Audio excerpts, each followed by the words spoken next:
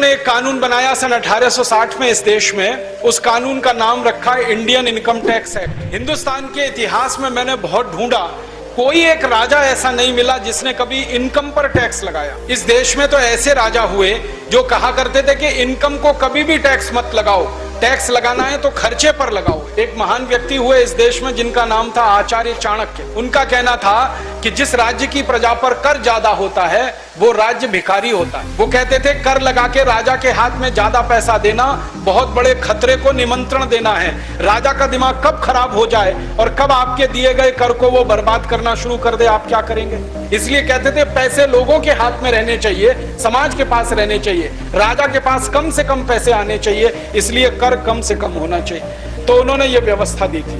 परिणाम जानते हैं क्या हुआ? जितने साल चाणक्य इस देश के प्रधानमंत्री रहे, भारत दुनिया में सोने की चिड़िया जैसा देश था।